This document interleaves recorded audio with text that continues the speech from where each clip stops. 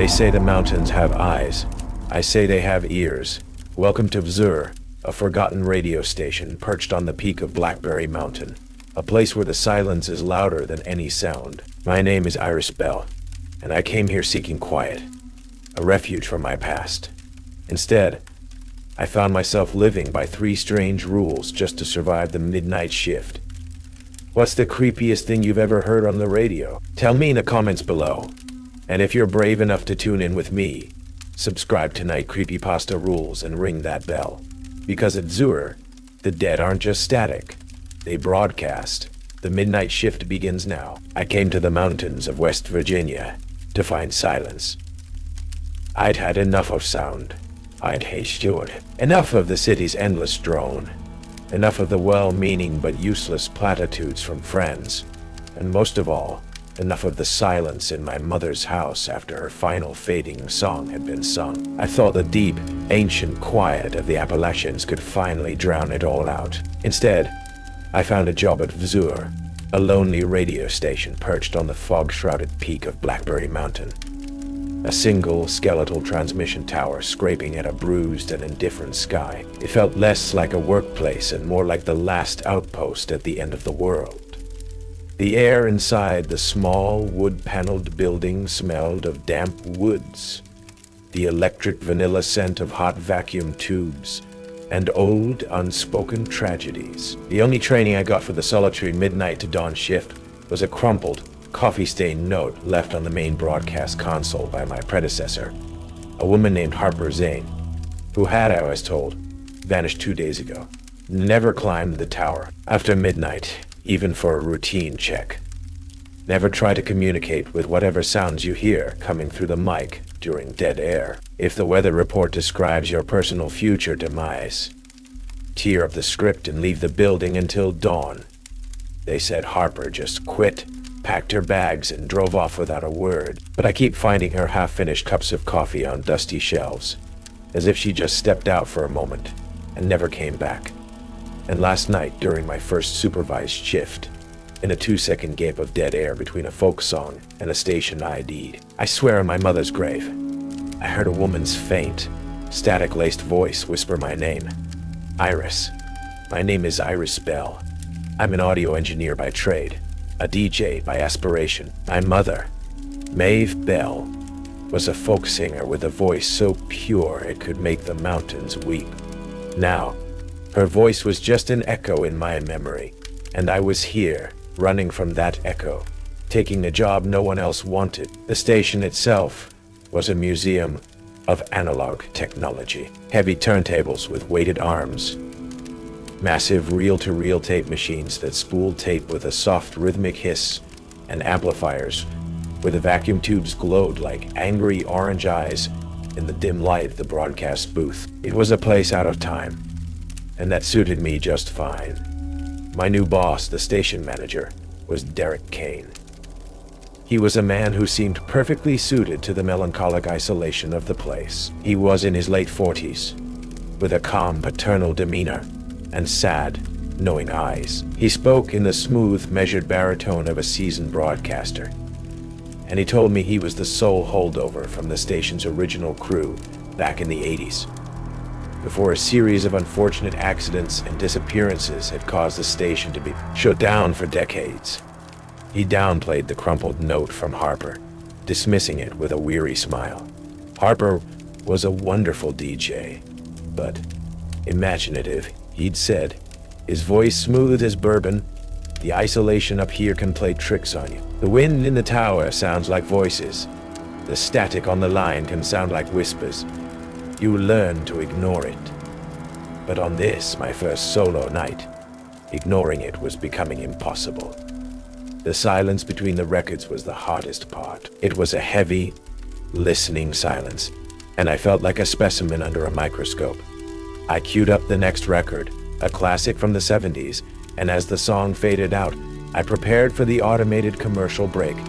The on-air light went dark. The microphone before me was cold, its power off, and yet I heard it. It started as a faint crackle in my headphones, the sound of dust on a forgotten wire. Then it resolved into something more, a collage of sound, the faint, distorted voice of an auctioneer, the panicked call of a pilot flying through a storm, a child crying for its mother. It was a soup of lost sounds, of stray signals from decades past, all tangled together, and woven through it all, like a poisonous thread, was that same static-drenched whisper. Iris, we hear you. But my fingers froze an inch from the switch. Harper's second rule screamed in my mind. Never try to communicate. My heart hammered against my ribs. I snatched my hand back as if the button were red hot. The whispers and the noise continued for a few seconds more. A chorus of the lost and the damned broadcast on a frequency only I could hear. Then, just as the commercial break was scheduled to end, it all faded away, leaving behind one single, clear, resonant musical note. It hung in the dead air of the booth for a moment, a perfect, pure tone that I knew with chilling certainty. It was the opening note of a lullaby my mother, Maeve Bell, used to sing to me every night as a child. The sound of my mother's lullaby, a ghost in the machine, left me shaken to my core. The rest of the night was an exercise in terror. Every moment of dead air, every pop and crackle from the old equipment, sent a fresh spike of adrenaline through me. When the sun finally rose, casting a watery gray light over the fog-shrouded peaks, I felt like a survivor emerging from a shipwreck. I needed answers. Harper Zane hadn't been imaginative. She had been terrified. I started my search in her abandoned workspace, a small production booth adjacent to the main studio. It was a mess of notes, old records, and half-eaten snacks. A snapshot of a person who had left in a hurry, tucked away on a shelf. Behind a stack of old vinyl, I found what I was looking for. A shoebox full of cassette tapes. Harper's audio diary. I took the tapes back to my small rented cabin at the base of the mountain and spent the day listening. The first tapes were what I expected. A sharp-witted, cynical DJ chronicling her amusing frustrations with the ancient equipment and the station's eccentric manager. But as the weeks went on, her tone changed. Tape 4, the silence here is loud. That's the only way I can describe it. Sometimes, between the songs, I swear I can hear things. Whispers. Tape 7. Derek says it's just signal bleed from other stations.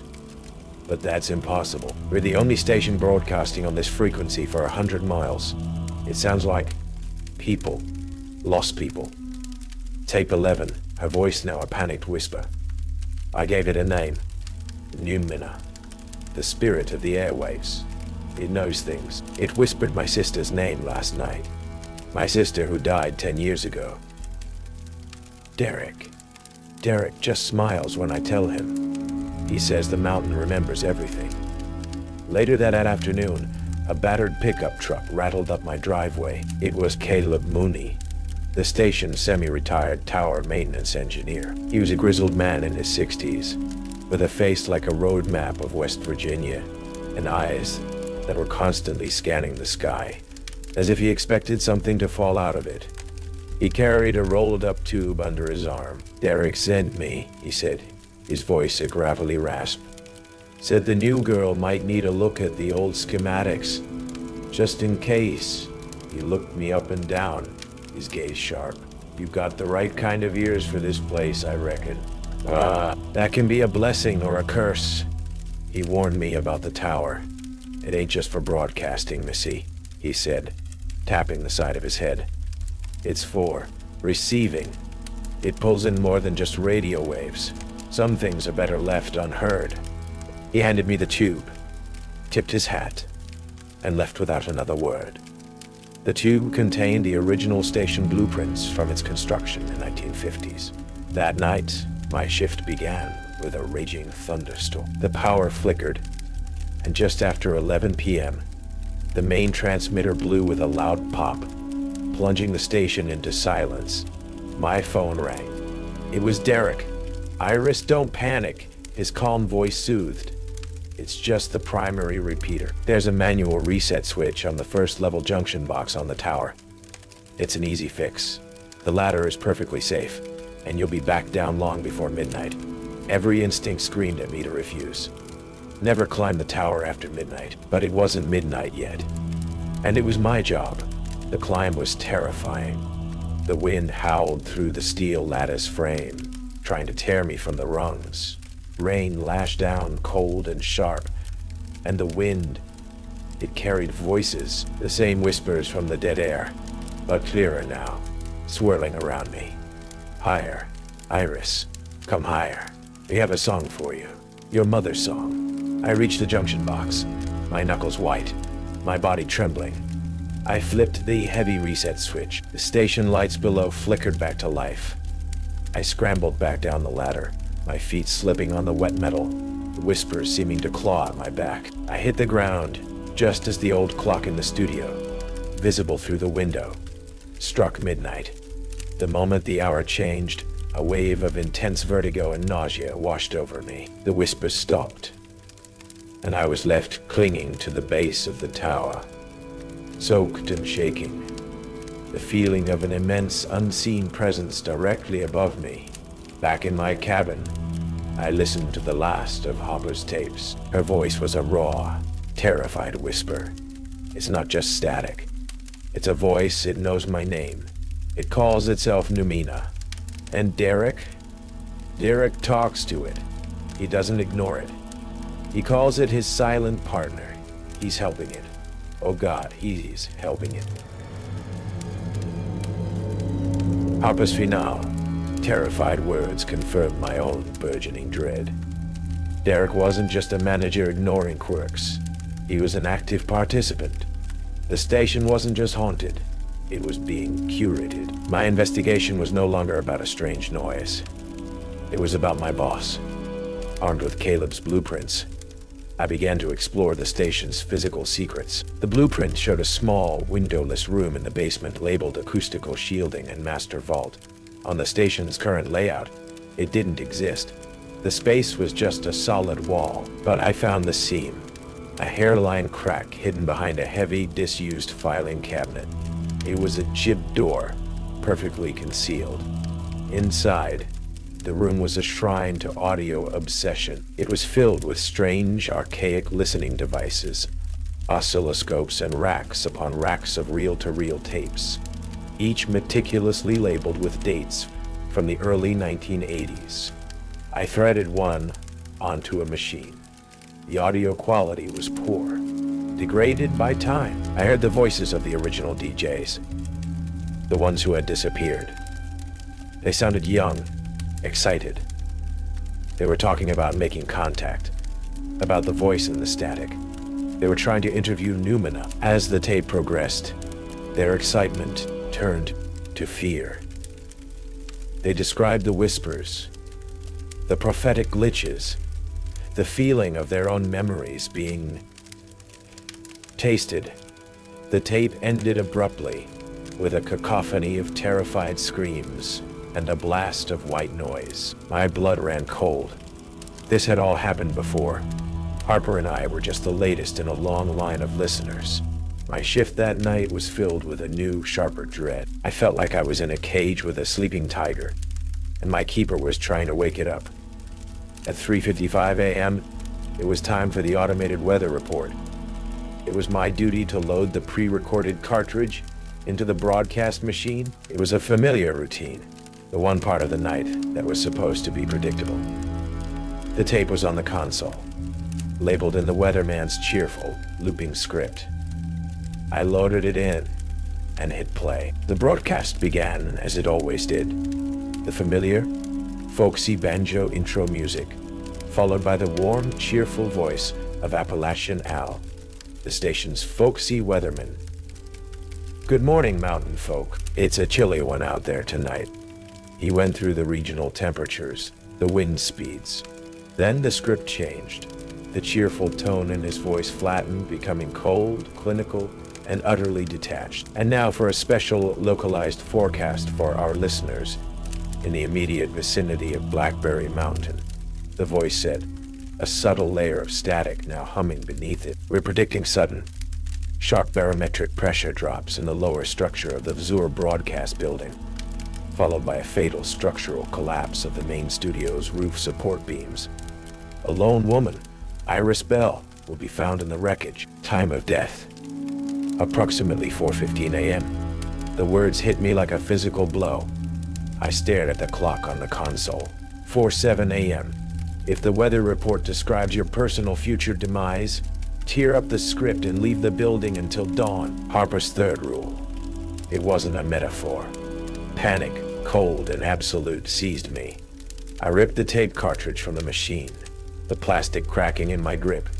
I didn't grab my coat, didn't log out. I bolted from the studio, out into the cold, pre-dawn air, and scrambled into my car. I drove recklessly down the winding, fog-shrouded mountain road, my eyes flicking between the road and the clock on my dashboard. 4:12. 4:13. My car radio was still on, tuned to a different station, a country station from the next county over. As the clock turned to 4:15, the country song was abruptly cut off by a blast of static, and through the static, the broadcast from Vzur, the station I had just bled through. It was Appalachian Al's voice again, but distorted now, layered with whispers. The voice of Numena wearing a dead man's skin. A correction to our earlier forecast, the voice said, a chilling electronic amusement in its tone. The subject has fled the primary impact zone. We are now recalibrating. The storm always finds you, Iris. Always. I spent the dawn hours huddled in a dingy, 24-hour gas station coffee shop at the bottom of the mountain, trembling, a cup of bitter coffee growing cold in my hands. I had survived the prophecy, but the final taunting words from the radio confirmed my deepest fear. This wasn't a place. It was a conscious, malevolent entity, and it was toying with me. I was no longer just an observer. I was the target. When the sun was fully up, casting a weak, watery light over the mountains, I drove back up to the station. I had to know. The building was completely unharmed. There was no collapsed roof, no wreckage. It stood there, silent and brooding, as if nothing had happened. Derek was waiting for me inside, an expression of calm, paternal concern on his face. Iris, my God, I've been trying to call you. The system logs showed an emergency shutdown. Are you all right? The weather report, I said, my voice flat, devoid of emotion. It said the roof was going to collapse. It said my name. Derek sighed, a weary, practiced sound. He ran a hand through his hair. Iris, I told you. The isolation, the old equipment. It can play tricks on your mind. Signal interference can cause auditory hallucinations. You were overtired. You panicked. His denials were too smooth, too perfect. He was gaslighting me, treating me like a hysterical woman. And it was the most terrifying thing he could have done, because it was so utterly believable to an outside observer. I was in a prison where the warden insisted the bars were just a figment of my imagination. I knew I couldn't trust anything he said. That afternoon, I went back to the hidden room in the basement. I needed more evidence, something concrete. I dug through the piles of old tapes from the 80s, looking for anything labeled Final Broadcast. I found it. A single, large reel-to-reel tape, its box covered in dust. I threaded it onto the machine and pressed play. I heard the voices of the original DJs, frantic and terrified. They were talking about the entity, Numena, breaking through. I heard screams.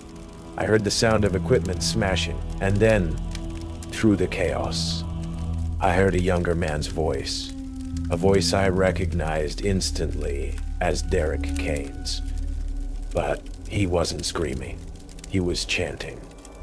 A low, resonant, hypnotic chant, in a language that wasn't Latin or anything else I had ever heard. It was a summons, a litany. He wasn't a victim of the 80s incident. He was the cause.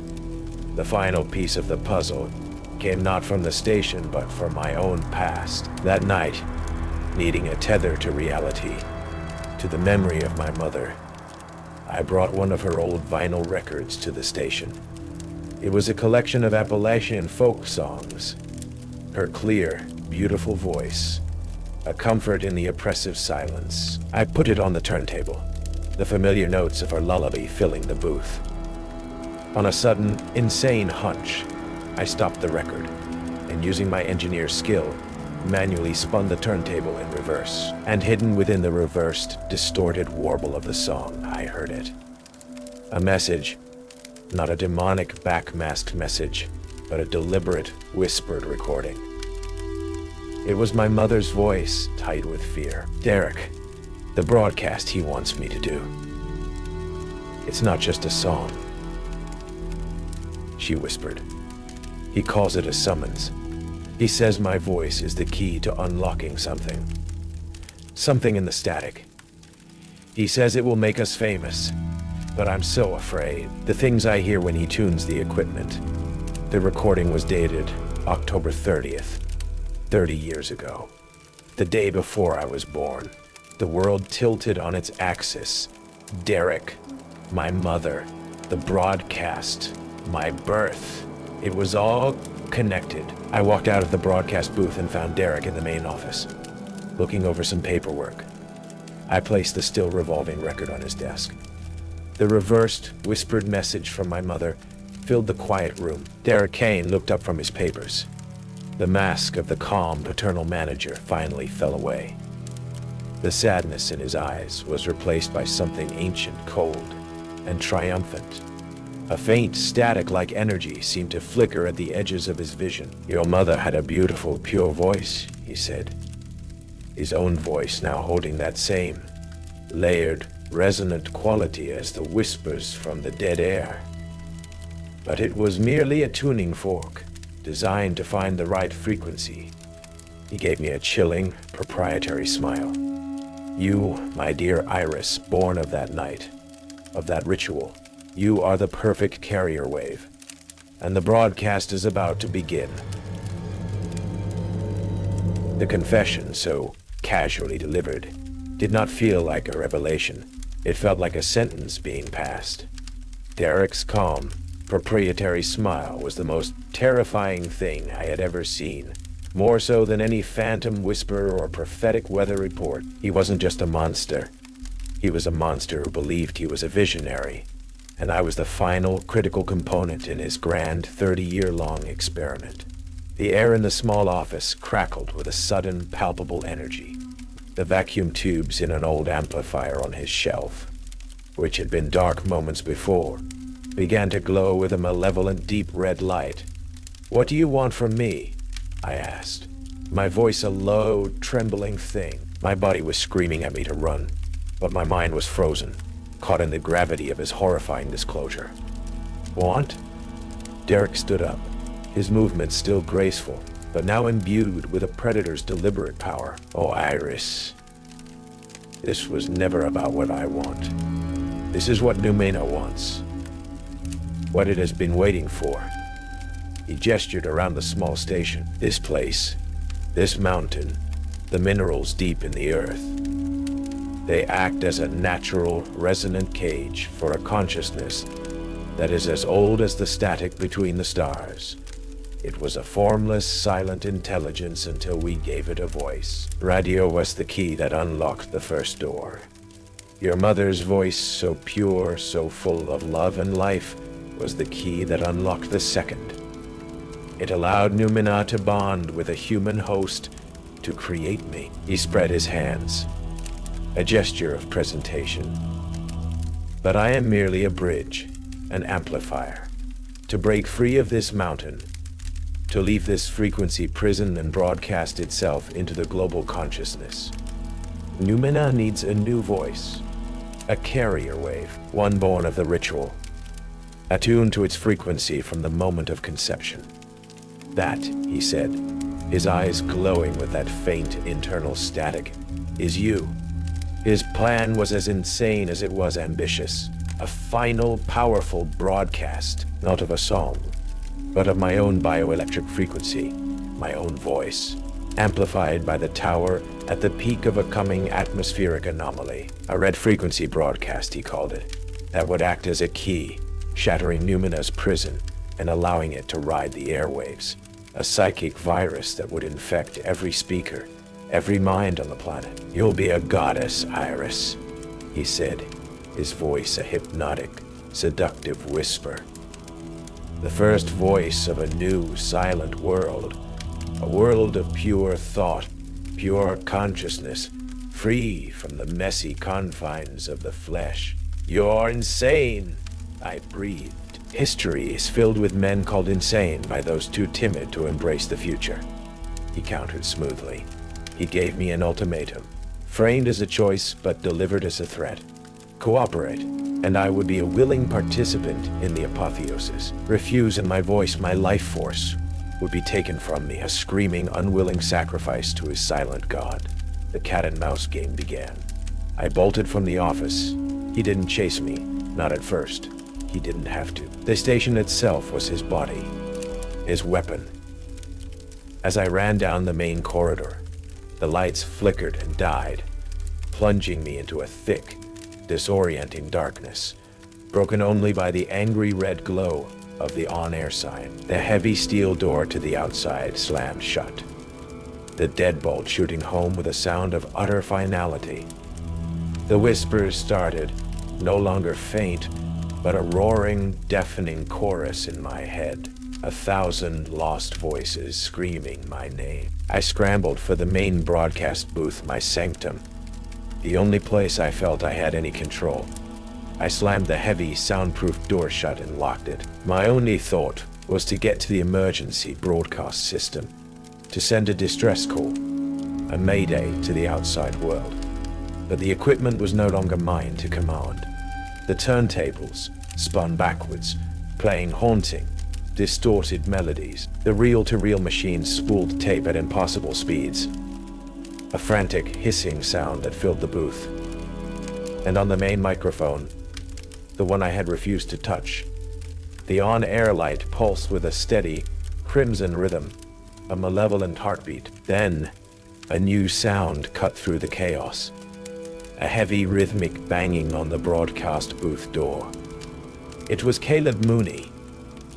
"Iris, let me in," his panicked voice yelled from the other side.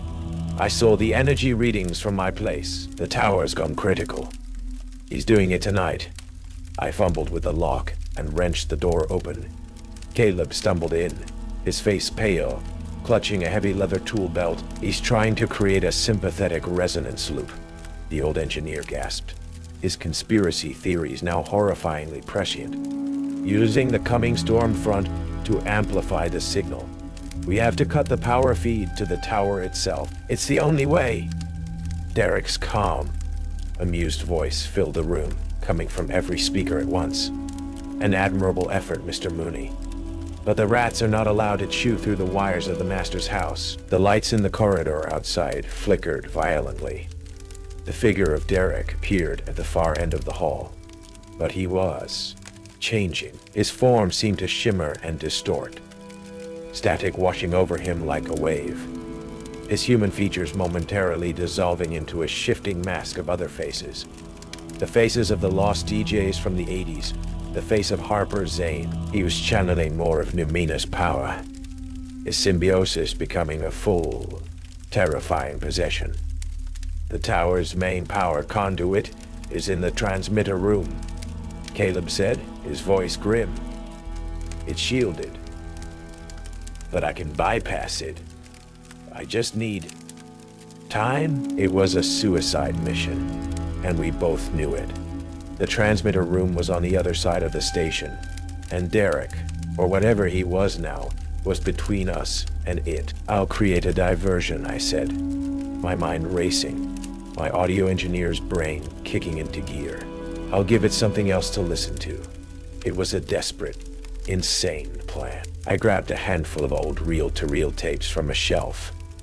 Recordings of weather reports, old commercials, my mother's music. I began feeding them into multiple machines at once, creating a chaotic, layered soundscape, a cacophony of conflicting signals. I was trying to confuse Numena, to disrupt its focus with a flood of junk data. "Go!" I yelled at Caleb. He gave me a single grim nod and sprinted out of the booth, heading for a side corridor. The entity that was Derek turned its attention to the noise I was making, its head tilting, its composite face shifting in confusion. Wow. Wow. Wow. And on nearing T. S. Nur. Den. Agel. Ikawadin. The assault of whispers in my head lessened, the pressure receding slightly. It was working, but only for a moment. A clever trick, Derek's layered voice echoed, a cold fury now replacing the confusion. But you cannot distract a god with parlor games. He raised a hand, and a wave of pure, condensed static, a visible distortion in the air, shot down the hall and slammed into the broadcast booth. The heavy, soundproofed glass cracked and spiderwebbed. The equipment sparked and died. My sonic shield was gone. I was defenseless. He glided down the hall towards me, his form now more shadow and static than man. I was cornered. This was the end. But then from deep within the station, there was a massive, explosive crump of overloading transformers, followed by a shower of blue sparks. The main lights went out. The red emergency lights flickered and died, plunging the entire station into absolute pitch-black darkness. Caleb had done it. He had cut the main power to the tower. A scream of pure electronic rage echoed through the darkness, a sound that was not human and not machine. Derek's glowing, static-wreathed form wavered, the raw power feeding him suddenly cut off. In the sudden, profound silence, I heard Caleb's weak, pained voice from the far end of the hall. "Go, now. The backup generator. For the tower. It's outside." His voice trailed off, followed by a sickening wet sound. I didn't wait. I scrambled out of the ruined booth, into the darkness, guided only by the memory of the station's layout. I had to get to that backup generator. It was the only part of the tower's power system that was outside the station. My last, desperate chance to stop the broadcast for good. The final confrontation would not be in the studio. It would be at the foot of the great skeletal tower itself, under the stormy, waiting sky. The darkness in the station was absolute, a thick, palpable blackness that swallowed the beam of my small flashlight. Caleb's sacrifice had bought me a few precious seconds of chaos, but it had also plunged me into the heart of the beast's den, without my most crucial sense. Every creak of the old building, every drip of water from the ceiling, was magnified, playing tricks on my overstrained nerves. The silence left by the power cut was worse than the noise.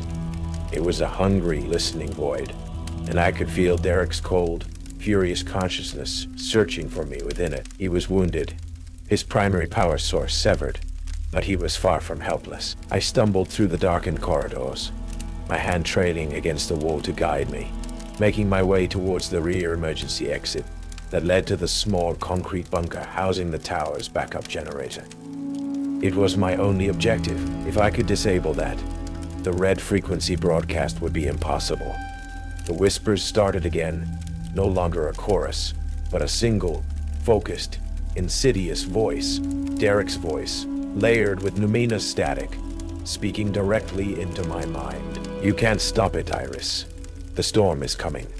The frequency will be achieved." Caleb's sacrifice was meaningless, a twitching insect crushed under a wheel. I gritted my teeth, pushing the voice away, focusing on the memory of Caleb's courage. He hadn't been meaningless.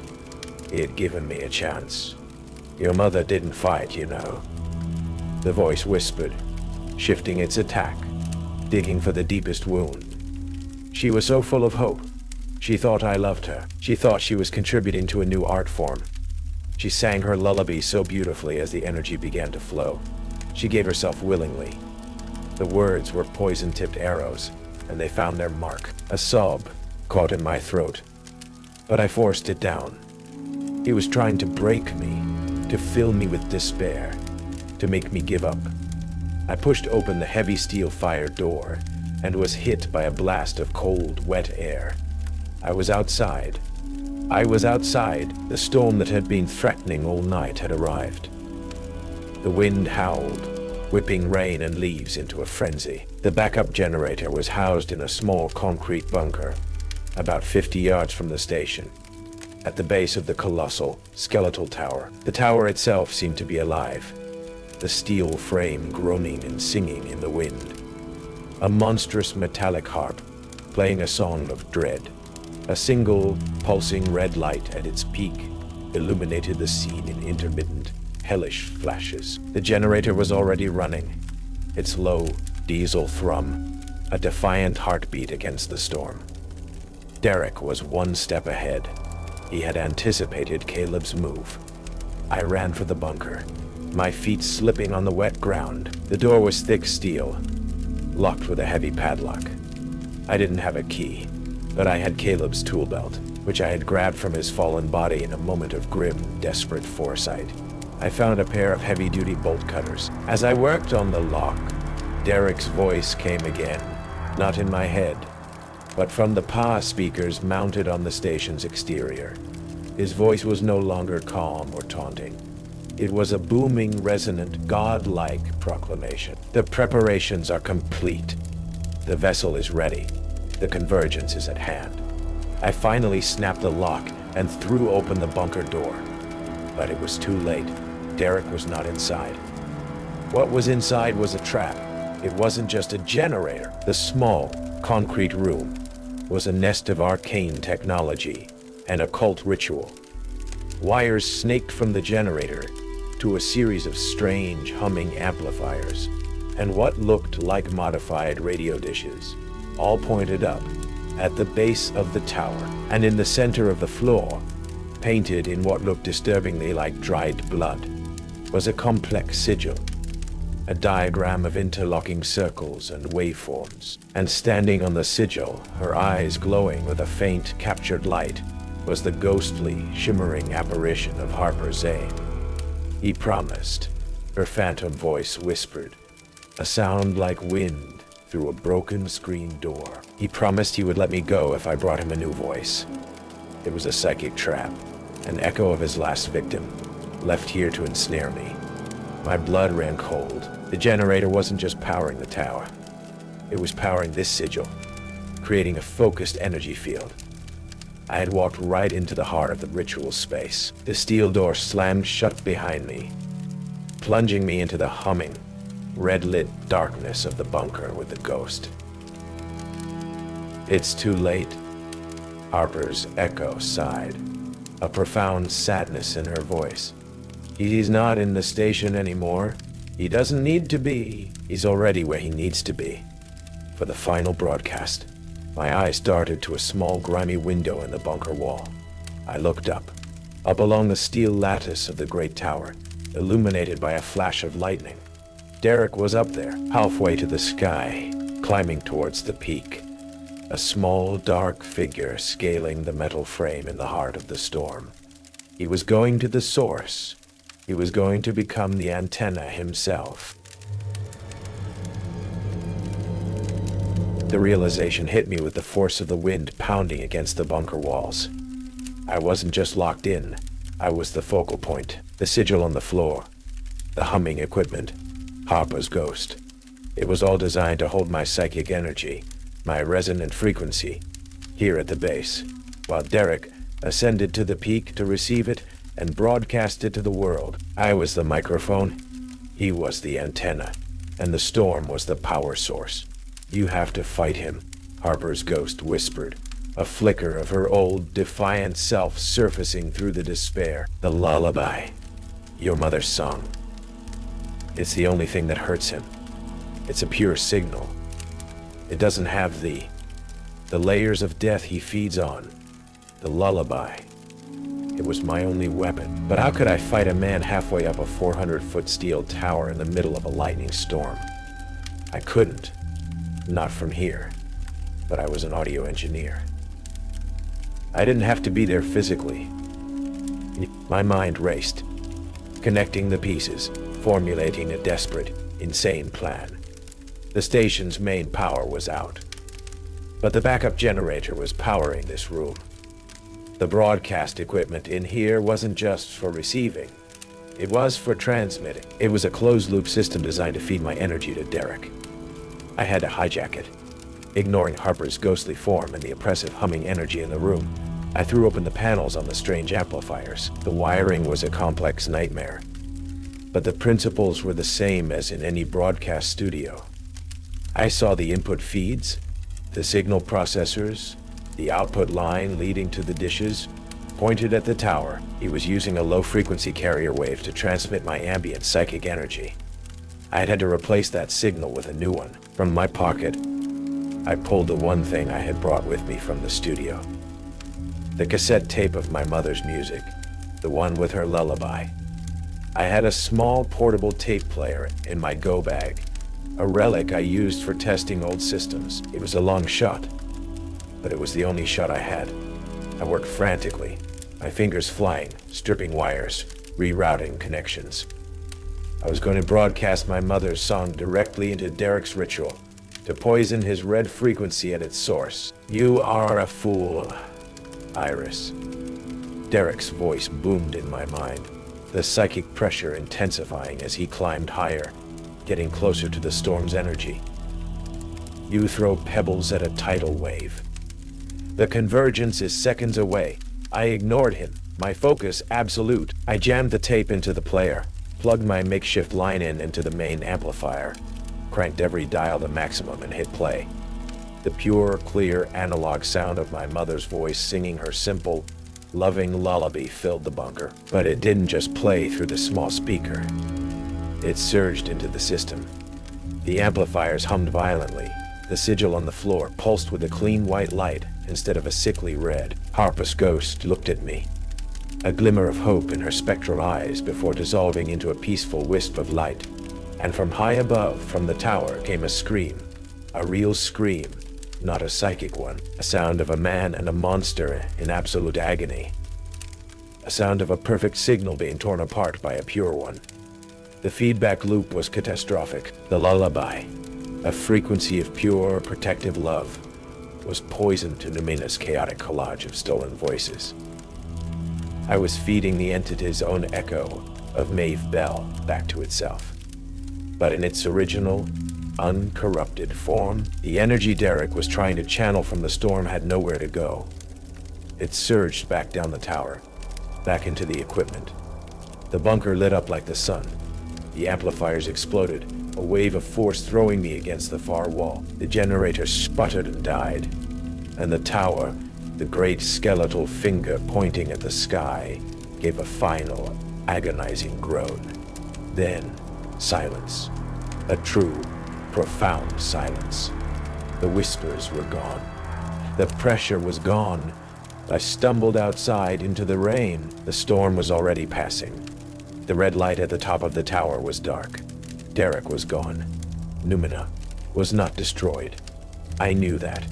It was broken, its host body gone, its connection severed. It had been forced back into the deep, dormant static. Perhaps for another 30 years, perhaps for a century. But it was still there, sleeping. The official story was a tragic accident. A lone, disturbed station manager, Derek Kane, had climbed the tower during a storm and been struck by lightning, causing a massive power surge that destroyed the station's equipment. I was the traumatized new employee who had been lucky enough to be outside when it happened. I didn't leave Blackberry Mountain. I couldn't. The station was a wreck, but the Archdiocese, for reasons of their own, decided to fund a minimal, automated rebuild, and I took the job. I am the sole keeper of Zur, its warden. I sit here now in the new, modern broadcast booth. It's quiet, always quiet. I have my mother's record on the turntable beside me, a silent promise and a threat. I am the only one who knows what sleeps in the silence between the songs. I am the only one who knows how to keep it sleeping. I cue up the 4 a.m. weather report. I wrote the script myself. My own voice, calm and measured, fills the pre-dawn airwaves. A deep, profound silence is expected to continue over the Appalachian range tonight. I read, my eyes on the beyond air light. It glows a steady, reassuring red.